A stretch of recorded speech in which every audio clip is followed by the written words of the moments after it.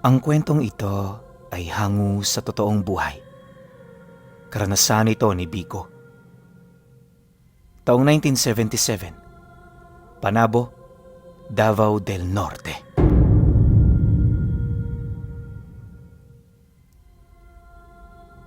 Noong mga panahong ito, nakatira sa isang malaking pastuhan ng mga kambing ang pamilya nila Biko. Pagbebenta ng karne ng hayop ang pangunahin nilang ikinabubuhay na siyang nagtaguyod sa kanilang pamilya sa loob ng ilang dekada.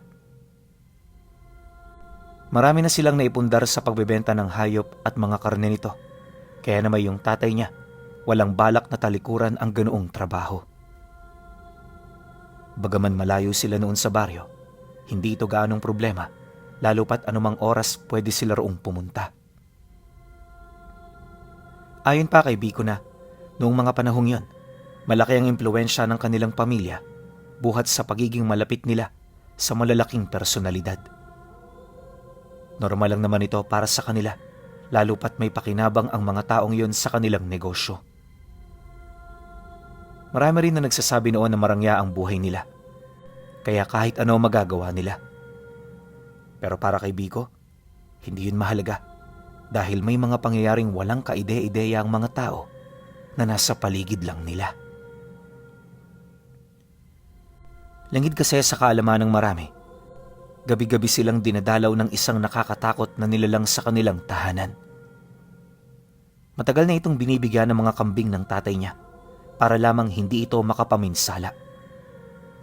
Base rin sa kanyang mga nalaman, isang uri ng aswang na hindi kumakain ng tao ang palaging bumibisita sa kanila. Wala siyang ideya kung paano ito nakilala ng tatay niya dahil sa aksidente lang naman ang pagkakatuklas niya ng lihim. Magmula noon, hindi na mapakali itong si Biko. Walang araw na hindi siya nagtatanong sa kanyang ama ukol dito. Noong una, iwas na iwas naman ang kanyang ama, pero sa katagalan ng kanyang pangungulit, nagpasya na rin itong pagbigyan siya sa mga nais niyang malaman. Ang kaso lang, hindi naman ito basta-bastang nangyari. Lalo pat marami naman silang gawain sa pastulan hanggang sa hindi nagtagal, nagpasya na ang kanyang ama. Nabigyan siya ng eksaktong araw para makapag-usap sila.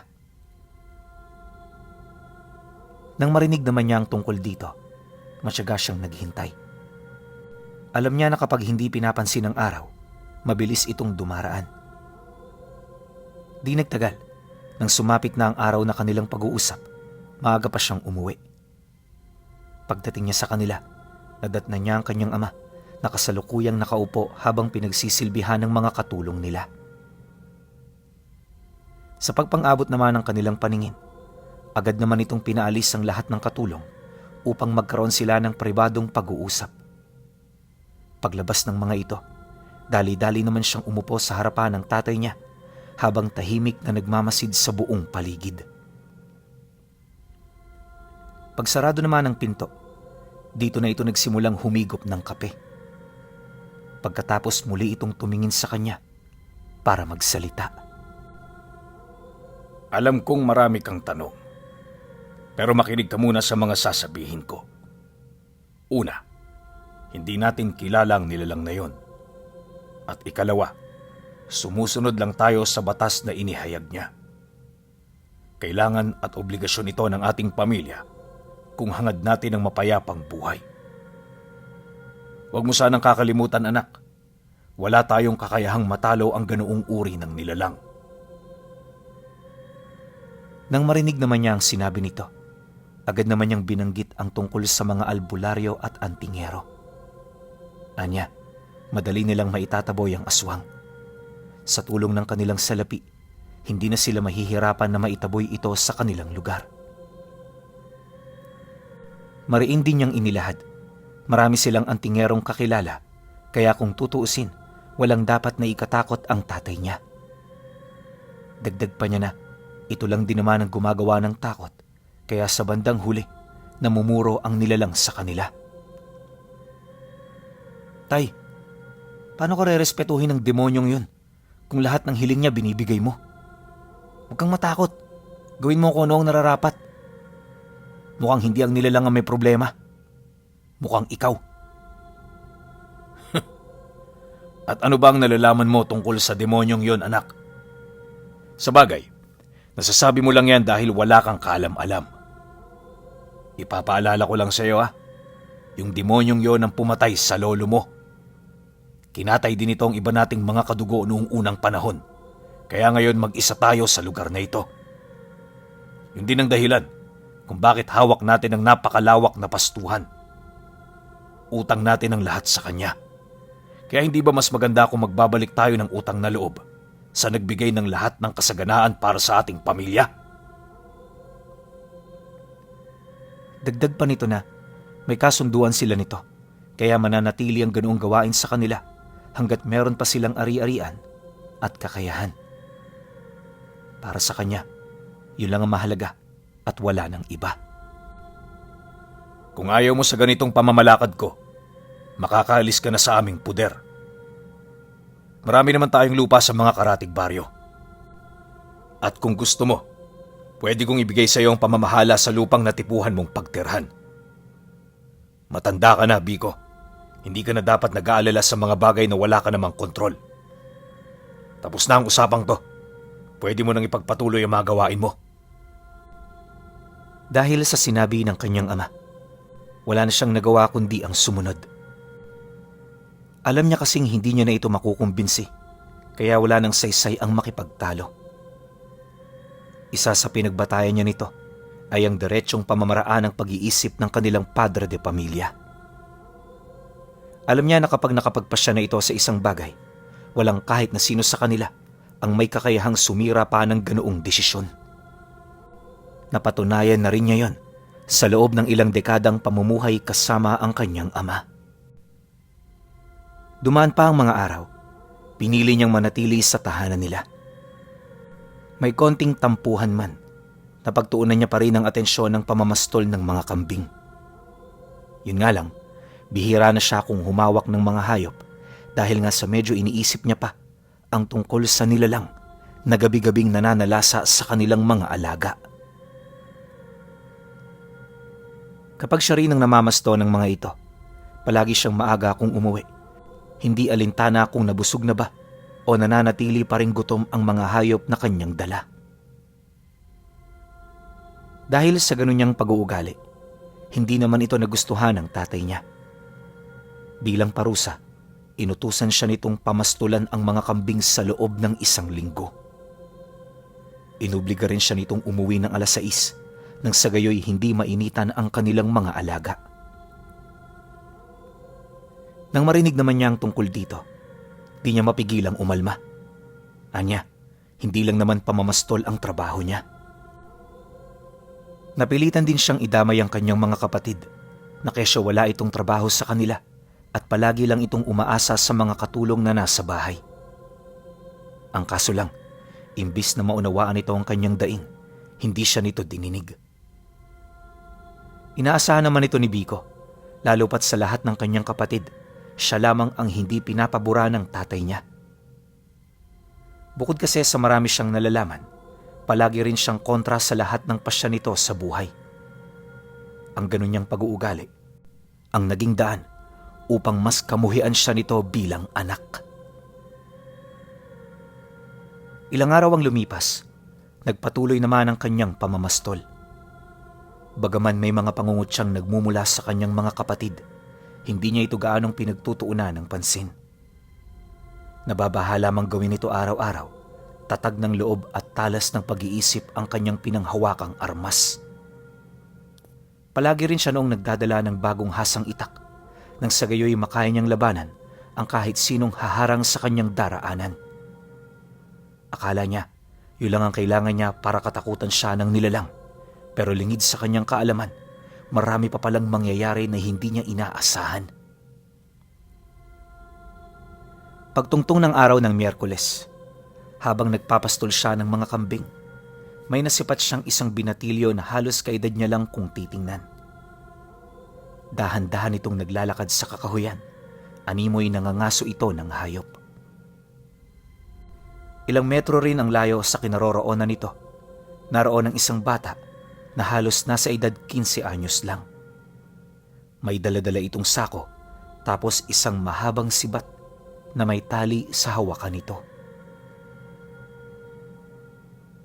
Matapos naman niya yung masilayan, minabuti niyang huwag alisin ang kanyang paningin sa mga taong yon. Ilang minuto pa ang lumipas, laking gulat na lamang niya nang makahuli ng isang malaking agila yung binatilyong mga ngaso. Dahil dito, hindi na siya nagdalawang isip na lumapit habang tinatawag ang dalawa. Ang una kasi noong pumasok sa isip niya, taga-baryo lang ang mga ito. Ngunit pagdating niya sa kakahuyan, nang medyo malapit na siya sa dalawa, dito niya napagtantong hindi yun naninirahan sa baryo nila. Ni minsan di niya pa nakita ang mukha ng mga ito doon, kaya dala naman ang kanyang kuryosidad, minabuti niyang magtanong. Nang marinig naman ng binata ang kanyang sinabi, dahan-dahan naman itong lumapit sa kanya habang sumasagot ng, "Ay, hindi ho kami taga-baryo. Sa bundok ho kami nakatira. Malapit lang dito. Bakit ho? Ano ang kailangan ninyo?" Wala naman. Nagtanong lang ako. Alam mo kasi, bihira ng mga ngaso rito eh. Nga pala, anin nyo yung agila? Akala ko hindi yan kinakain." Nang marinig naman ito ng binata, dito na ito hindi maiwasang mailang sa kanya. Habang tahimik yon, panayang pagsilay nito sa bata niyang kasama na animoy naghahanap yun doon ng sagot. Nang mapansin niya ang ganun itong kilos, muli niya itong tinanong sa pagbabaka sakaling sasagot na ito sa kanyang sinabi. Ang kaso lang, hindi yun nangyari. Inabot pa ng ilang minuto ang kanyang naging paghihintay bago niya marinig ang sagot nito. Oo, kinakain ng agila. Masarap ho ang karne nito. Kung gusto niyo, sumama kayo sa akin at nang makatikim din kayo. Ako nga pala si Nuknuk. Ito naman hong kapatid ko, si Uding. Pagkasambit naman ito ng binata, nagpakilala na rin si Biko. Matapos nun, bumalik siya sa pinagpapastulan niya ng kambing para itali ito isa-isa. Nung masigurado na niya ang alaga nila, agad naman siya roong sumama. Ilang metro lang ang layo mula sa pastulan. Nakita niya ang bahay ng dalawa sa paanan ng isang burol. Hindi yun gaano kalakihan pero napakapayapa at ganda ng buong kapaligiran. Sa bakuran din ng bahay, nasipat niya ang mga magulang ng dalawa na nagsasampay ng mga pinatuyong karne. Wala siyang ideya kung ano ang mga ito, pero di naman siya roon gaanong nagdududa. Ang mga ganoong uri kasi ng delikasiya, pangkaraniwan na sa kanilang lugar. Marami rin ang gumagawa nito sa baryo, kaya hindi talaga siya naghinala ng kahit na ano. Pagdating naman nila sa bahay, agad naman silang sinalubong ng mag-asawa. Paglapit nito sa magkapatid, masaya naman itong nagtanong ukol sa dala nilang bisita. Pagtitig sa kanya ng ama nito, agad naman yung nagpakilala. Nakakapagtaka ring kilalang kilala siya ng taong yon. Animoy minsan itong naging trabahador ng kanyang ama. Dahil sa ganoong pangyayari, di naman siya nakaramdam ng pagkailang. Ang nasa isip niya kasi, mababait ang mga ito lalo pat dating trabahador ng tatay niya, ang padre de pamilya. Maya-maya pa, matapos naman ang pagpapakilala, dito na siya nito pinapasok sa loob ng bahay. Napakaaliwalas ng lugar na yon pinuno, kaya wala talaga siyang naging pagdududa. Di konting pag-iisip patungkol sa pagiging aswang ng mga ito, di talaga siya naghinala. Dahil sa ganoong estado, naging maayos naman ang kanilang pag-uusap. Nakisabay din sa kanila ang ama ng dalawa, kaya nalaman niya kung anong taon ito nagtrabaho sa tatay niya. Hindi naglaon. Dahil sa dami ng kanilang napag-uusapan, huli na niya nang mapansin na luto na pala ang ibong nahuli ni Nuknuk. Pag-abot naman nito sa kanya ng maliit na karne, masaya itong nagwika sa kanya ng, "Subukan mo lang, hindi ka mapapahiya sa lasa niyan. Nga pala, Biko, kapag may libreng oras ka, magkita tayo. Pasensya ka na kung masyado kitang inuobliga. Alam mo kasi, ikaw ang kauna-unahan kong kaibigan dito sa atin. Hindi ako madalas makipag-usap sa mga taong hindi ko kilala. Kaya hanggang sa ganitong edad, pamilya ko lang ang palagi kong nakakasama.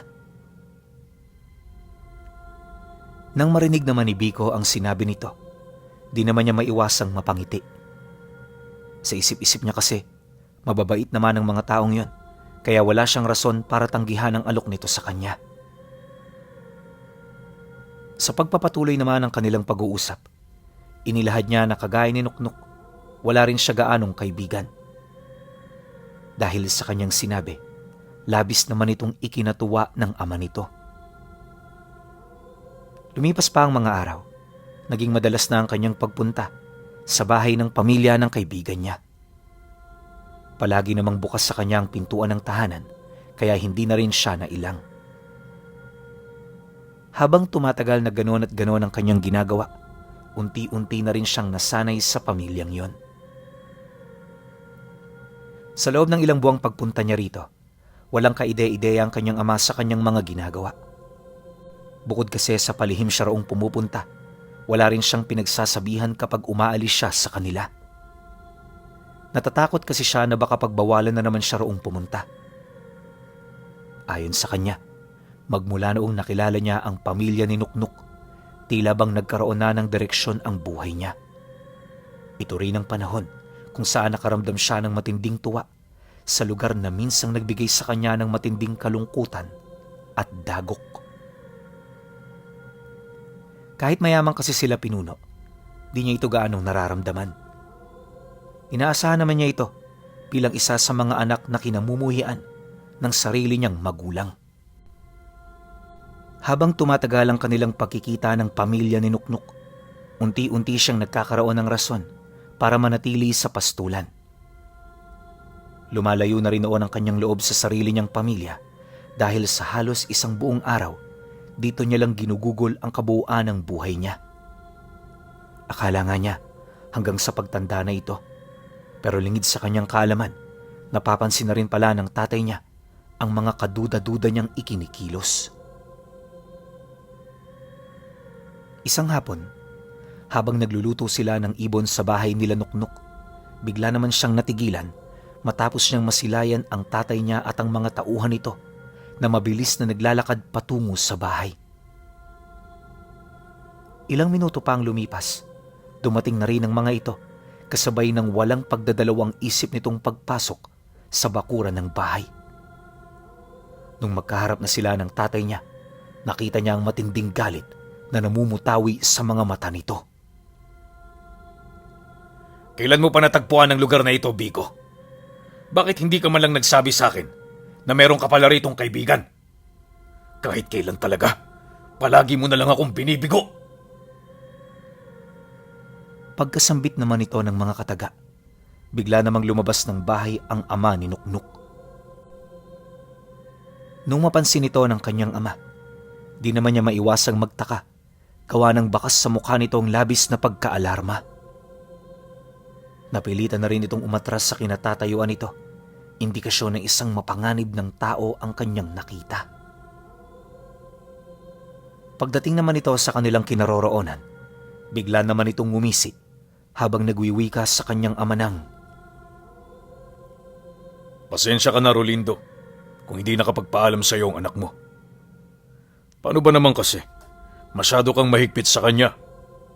At sa inyong dalawa, parang ikaw talaga ang may problema. Napansin mo ba ang inaasal mo ngayon lang? Sigurado, kung hindi ako nakatira rito, baka kung ano na ang pinaggagawa mo. Malis ka na, bago pa mandilim ang paningin ko sa'yo. Nang marinig naman ito ng tatay niya, umalis ito ng walang imik. Pagsilay naman niya sa naging akto nito, maging siya hindi makapaniwala. Bukod kasi sa alam niyang walang inaatrasan ng kanyang ama, nasisiguro rin niyang wala sa dugo nito ang umalis kahit napahiya na. Dahil sa ganoong katanungan, nagkaroon siya ng interes sa ama ng kanyang kaibigan. Naniniwala kasi siyang may malalim na dahilan kung bakit umalis ang kanyang ama nang hindi man lang ipinagtatanggol ang sarili nito.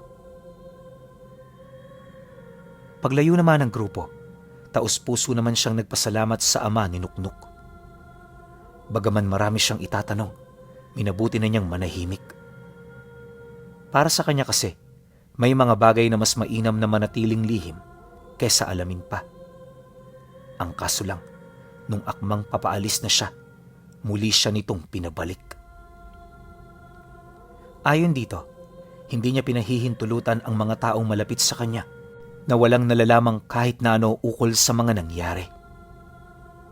Matapos naman itong mailahad ng ama ng kaibigan niya, laking gulat na lamang niya nang magwika ito sa kanya ng, Ako ang demonyong gabi-gabing kumukuha ng kambing sa inyo. Ilang beses na rin kitang narinig na binabanggit ako. Pero wag mo naman sanang masamain ang mga ginagawa ko dahil kagaya ng tatay mo, meron din akong mga sariling dahilan at interes. Nagsimula ang pangunguha ko ng kambing sa inyo nung pinatay ng iyong ama ang aking ina. Trabahador niya pa ako noon, kaya nang malaman ko ang tungkol dito, agad akong umalis sa kanya. Akala kasi ng ama mo noon, yung nanay ko lang ang aswang. Pero hindi niya alam, kaya ko pa itong makuha kahit yun ay patay na. Sa galit ko, pinatay ko rin ang nanay niya at nung nagkaharap kaming dalawa, pinaslang ko ang lahat ng mga taong nagbibigay sa kanya ng proteksyon. Sa harap ng hindi maiiwasang kamatayan, nagmakaawa siya sa akin. Umiyak na parang wala nang bukas, kaya ako siya pinagbigyan. Isa lang noon ang aming kasunduan at yun ay ang tungkol sa kapalit ng minimithi niyang kapayapaan. Ang sabi ko sa kanya, na hanggat nabubuhay ako, patuloy siya sa aking mag-aalay ng buwis. Dagdag pa nito na, doon na nagsimula ang malaya niyang pangunguha ng mga kambing nitong alaga. Lahat ng mga kambing na nalilikom niya, kanya namang ginagamit upang maging sisidla ng mga karne ng tao. Sa pamamagitan ng mga ito, na ipagpatuloy niya ang kanilang negosyo na matagal nang bumubuhay sa kanilang angkan. Ayon pa dito na, lahat ng mga taong napapaslang niya, may mga masamang nagawa sa komunidad. Imbis na magpalaboy-laboy pa ang mga ito, pinapatawan niya ito ng parusang kamatayan para hindi na pamarisan. Ganon at ganon ang kanyang ginagawa hanggang sa pangkasalukuyan. Matapos naman itong marinig ni Biko, di niya maiwasang mapatingin sa mga karning nakasampay sa bakuran. Pagbaling naman niya ng kanyang paningin sa tabi ng bahay, dito niya nakita ang asawa nito na pinapakain ang mga karne sa mga kambing. Pagkatapos, isinasakay niya ito sa karo at sa pagsapit ng gabi, kinukuha ito ng mga manlalakong aswang. Pagbalik ng mga manlalako, dala-dala na nito ang salapi at iilang kagamitan na kanilang pinakisuyo. Yun ang nagbibigay sa kanila ng marangyang buhay sa lugar kung saan sila lamang ang nakatira.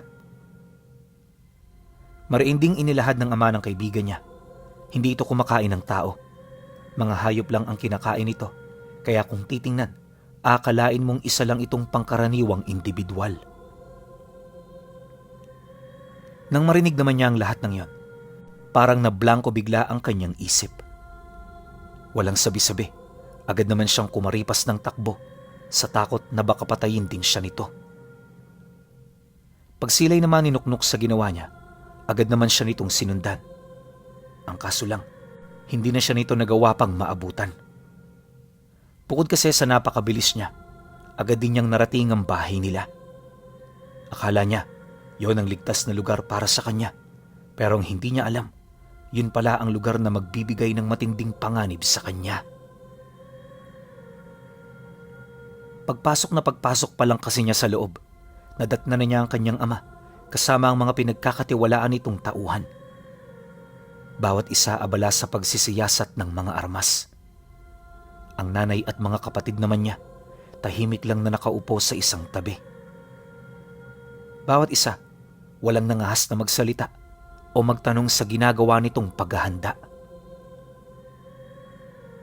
Ayon sa kanya, nagtagal ng 2 oras ang paniniyasat bago nagsalita ang tatay niya. Habang kinausap nito ang kanyang mga tauhan, nakapagtatakang hindi sila nito pinapansin. Maya-maya pa, pagsapit naman ng dapit hapon, nang akmang aalis na ang grupo, dito na siya naglakas loob na kumprontahin ito. Tay, hindi niyo na ho kailangan gawin yan. Wala naman kayong dapat patunayan eh. At isa pa, masyadong malakas para sa inyong lahat ang taong yun. Hindi niyo yun kakayanin kung wala kayong kasamang antingero. Tay, makinig naman ho kayo sa akin. Matapos naman niya itong mailahad, bigla naman yung tumitig sa kanya. Walang sabi-sabi, agad naman siya nitong nilapitan, sabay hugot ng armas nitong daladala. Pagbalik naman ito ng armas sa lalagyan, galit naman itong nagwika sa kanya ng, Dahil sa'yo, nasadlak ako sa kaihiyan. At dahil sa'yo, kailangan ko na namang kaharapin ng demonyong yun para mabawi ang aking karangalan. Pag-uwi ko rito bukas, Biko, gusto ko wala ka na. Dahil kapag hindi, mapapatay lang kita. Pagkasambit naman ito ng tatay niya, agad naman yung umalis kasama ang 6 nitong tauhan. Bawat isa armado ng matatalas na sandata, kalakip ng mga agimat na pinalimusan nila noong nagdaang Semana Santa.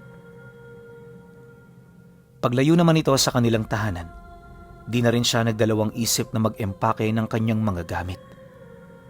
Agaran niya itong ginawa, kaya bago pa man makarating ang pangkat ng kanyang ama sa bahay ng mga magulang ni Nuknuk, nasundan niya na ito ng palihim. Mula sa malayo, saksi siya sa mga ikinilos nito.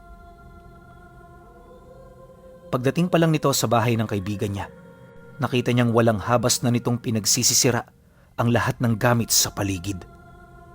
Paulit-ulit na rin noong nagmumura ang tatay niya hanggang sa dito na nagpakita ang ama ng kaibigan niya na nanlilisik ang mga mata habang nakatayo sa bubong ng bahay. Hindi na rin ito nakapagsalita pa, bagkus buong puwersa na nitong sinunggaba ng mga tauhan ng kanyang ama. Nagtagal ng halos kalahating oras ang paglalaban kung saan dito niya nasaksihan ang mga karumal-dumal na nangyari sa lahat ng tauhan nito. Anya, bawat isa sa mga tauhan ng tatay niya naputulan ng mga galamay. Kahit isa lang din ang kalaban ng mga ito, hindi ito nahirapan na sila'y pagsabay-sabayin. Ang mas nakakabahala pa noon sa lahat, hindi nagpakita ng awa ang ama ni Nuknuk. Lahat ng mga dumayo, walang habas nitong pinagpapapatay maliban sa tatay niya. Kalaunan, nang ito na lamang ang natira, dito na nito sinubukang basagin ang paninindigan at tapang nito. Agad din naman itong nagawa ng nilalang, buhat sa nakakapangilabot nitong anyo. Isipin nyo na lang, maliban sa napakalapad nitong mga pakpak, lagpas din sa kanyang panga ang mga mahahaba nitong pangil. Nanlilisik din ang mapupula nitong mga mata, tapos agaw pansin din ng kuko nitong 2 dangkal ang haba. Balot na balot din yun ng makakapal na balahibo sa katawan. Animoy ito ang ginagamit nitong kasuotan para maitago ang kanyang kasarian. Pagkatapos nitong mapasuko ang tatay niya, agad nitong tinawag ang kaibigan niya. Hindi niya narinig kung ano ang mga sinabi nito. Basta nagulat na lamang siya nang mapansin niyang nahanap na pala siya ni Nuknuk. Paglapit nito sa kanyang kinaroroonan, agad siya nitong inabisuhan na lumapit sa kanilang bahay. Siyempre, wala naman siya noong nagawa dahil lang nasa isip niya, baka aswang din ang anak nito. Dahil sa ganoong pangyayari, nakayuko lang naman siyang lumapit sa bahay ng kanyang kaibigan. Pagdating niya roon, agad naman niyang narinig ang ama nito na nagwiwika sa kanya ng,